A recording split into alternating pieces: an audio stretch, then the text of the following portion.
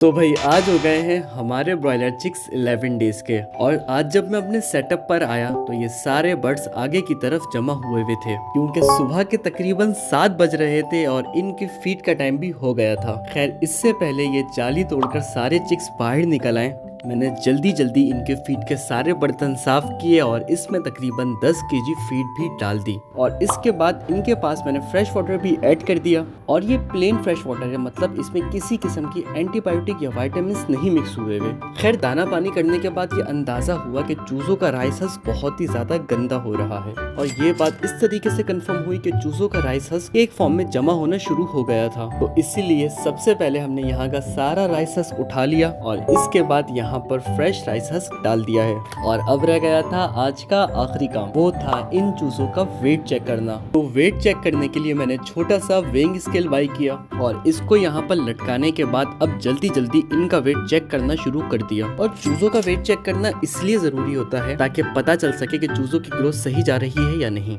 और इन 11 डेज के अंदर हमारे चूजों ने टोटल 330 ग्राम बॉडी वेट गेन किया है और टोटल जो फीड कंज्यूम करी है वो करी है 3 बैग। और इस टोटल ड्यूरेशन के अंदर हमारे टोटल 15 चिक्स की डेथ हुई है। कमेंट में मुझे जरूर बताएगा कि आपके ख्याल में देसी चूजों को फीड देना जरूरी है या नहीं। तो नेक्स्ट वीडियो देखना चाहते हैं तो वीडियो को लाइक कर देगा। साथ में अगर आप मुझसे फार्मिंग सीखना चाहते हैं तो हमारा फार्मिंग का कोर्स बाय कर सकते हैं, जिसकी फीस है 2500 रुपीज। क्योंकि मुझे खुद फार्मिंग करते हुए तकरीबन 7 साल हो गए और साथ में जो मेरी डिग्री है वो भी BS पोल्ट्री साइंस की है।